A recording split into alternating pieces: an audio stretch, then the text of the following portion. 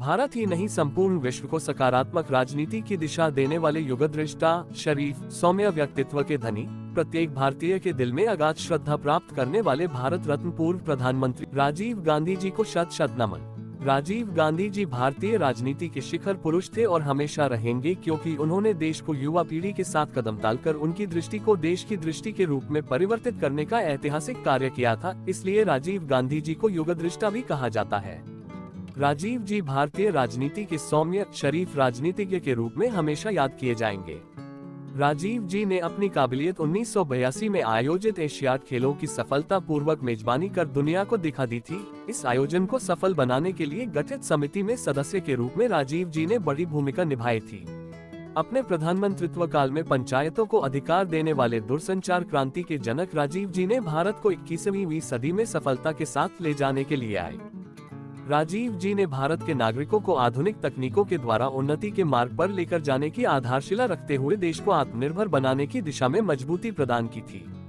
महिलाओं को पंचायतों में 33% आरक्षण देकर महिलाओं का सशक्तिकरण किया।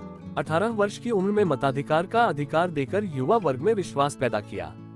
नवोदय विद्यालयों की स्थापना करने के साथ ही टीकाकरण कार्यक्रमों के लिए यूनिवर्सल इम्यूनाइजेशन प्रोग्राम (UIP) सार्वजनिक टीकाकरण कार्यक्रम को साकार किया था। इसी व्यवस्था के तहत कोरोना संक्रमण से बचाव के लिए टीकाकरण अभियान चलाया गया। आधुनिक तकनीकों के वाहक राजीव गांधी जी का कहना था कि तकनीकी दक्षता के साथ हमारा देश उन्नति की ऊंचाइयों को प्राप्त कर सकता है और उनकी इसी सोच ने बैंकिंग क्षेत्र की तस्वीर बदलने में बड़ी भूमिका निभाई थी। उन्होंने देश को ATM की सौगात दी, जिस कारण आज हर कोई ATM कार्ड का उपयोग कर रहा है। 1987 में देश का पहला ATM मुंबई में HSBC बैंक की शाखा में लगाया था।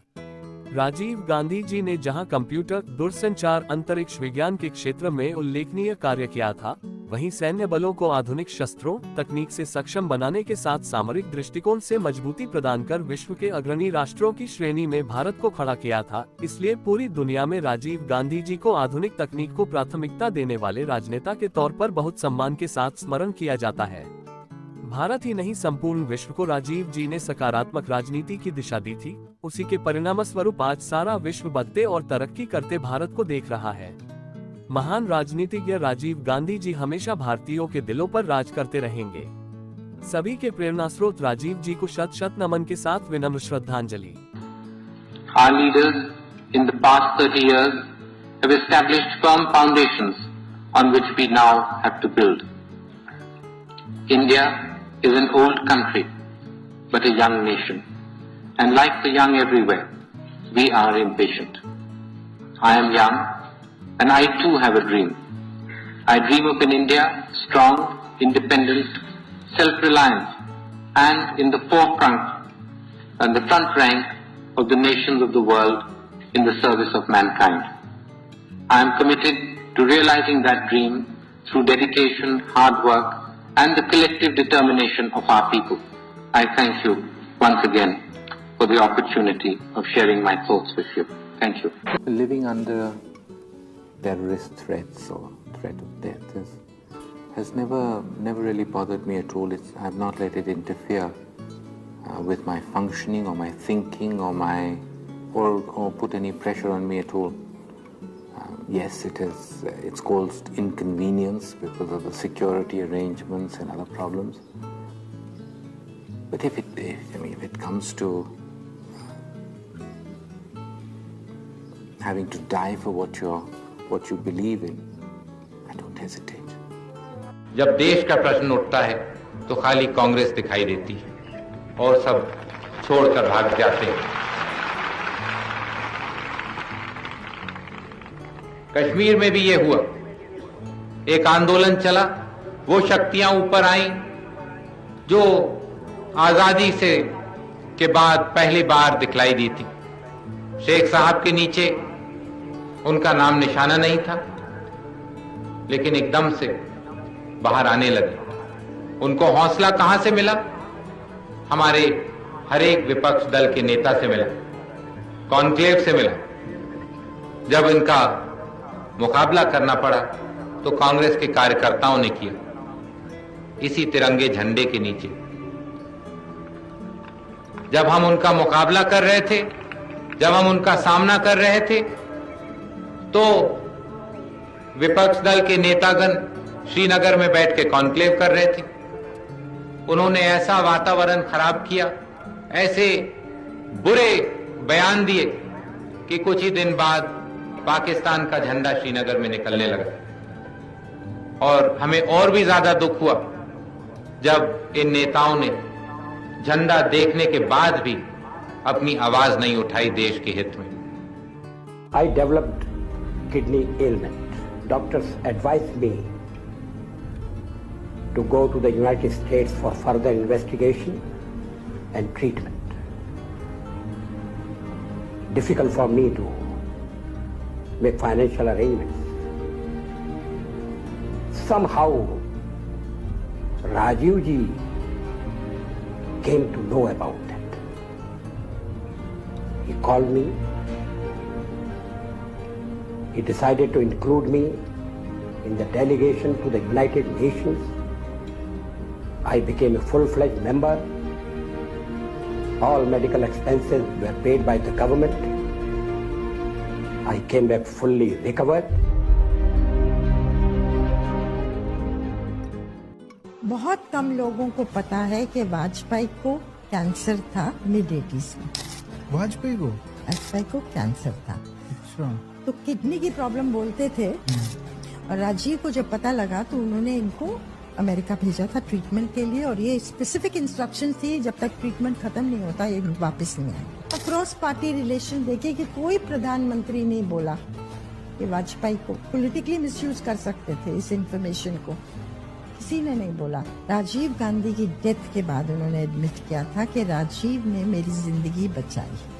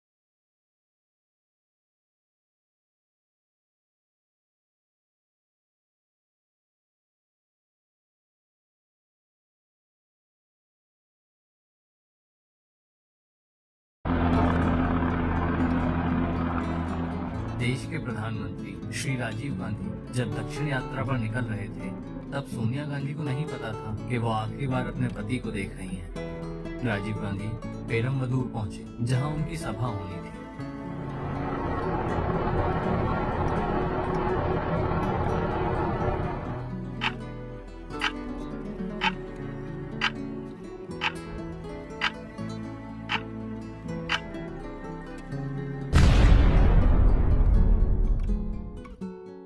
नापाक इरादे लेकर आई ये शाम भारत से एक सपना छीन कर ले गई। धुआं छटा तो हर कोई राजीव गांधी को ढूंढ रहा था। राजीव गांधी के सुरक्षा कर्मी प्रदीप गुप्ता थोड़े ही दूर जमीन पर दिखाई दिए। लोग वहां भाग कर पहुंचे तो देखा कि उनके पैरों की तरफ राजीव गांधी का सर पड़ा हुआ था। एक अंधेरी रात भारत की रोशनी ले गई। उस दिन हमने क्या खोया? एक ख्वाब जो खुली आंखों से भारत को रोशन करने वाला था। एक नेता जो भारत को तरक्की की राह दिखा रहा था। एक पति जिसने अपनी मोहब्बत की बाहें पसार कर मिट्टी को गले लगा लिया, एक पिता जो बच्चा बनकर धरती माँ की गोद में सो गया, और एक भारतीय जो हमेशा भारत के लिए जीता था। भारत के लिए इतने खूबसूरत ख्वाब देखने वाले राजीव की निशानी के रूप में जूते और कपड़े रह गए थे। देश में कंप्यूटर क्रांति के जनक, शासन में महिलाओं की भागीदारी सुनिश्चित करने वाले दूरदर्शी तरक्की पसंद नेता श्री राजीव गांधी को सादर नमन।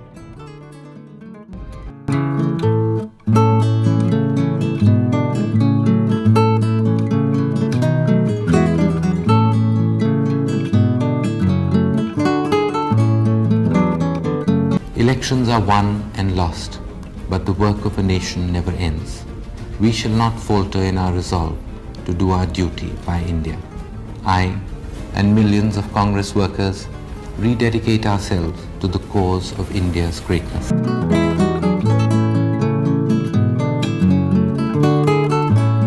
दुनिया देख रही है कि भारत का किसान मुकाबला कर रहा है। दुनिया ने देखा कि भारत के किसान ने सबसे भयंकर सूखे का मुकाबला किया। भारत झुका नहीं, सीधे खड़े होकर हमने मुकाबला किया। हमें खाली बर्तन लेके दूसरों के दरवाजे पर नहीं जाना पड़ा, क्योंकि हमारे अपने किसान भाइयों और बहनों ने भारत का गौरव बचा के रखा।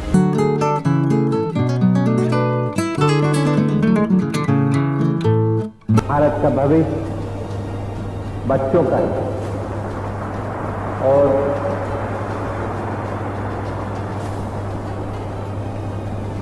इसीलिए हमने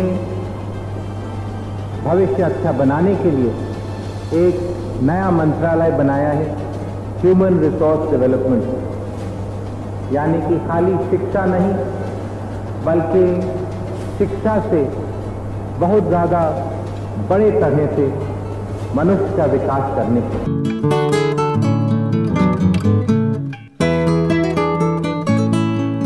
To bring about a material change in the attitudes of our society, to bring about practical action plans which can induct women into the production process as independent income earners, not to be given handouts, but to be given self-help.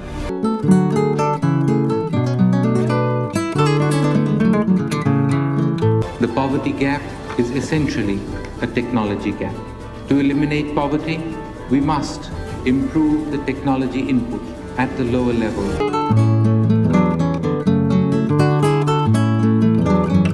Development must relate to science, and science must relate to development.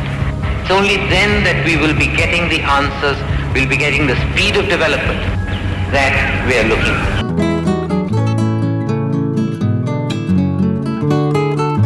आज बहुत कम देश हैं, खासकर विकासशील देश,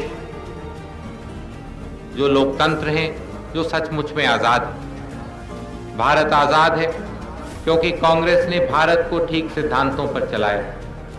कांग्रेस के सिद्धांतों पर, कांग्रेस के विचारधाराओं से और कांग्रेस के कार्यक्रमों के साथ भारत आगे बढ़ा है, मजबूत हुआ है, आत्मनिर्भर हुआ है, और हम अपने पैरों पर खड़े होकर अपनी आजादी को बचा सके, दुनिया की शक्तियों का सामना कर सके।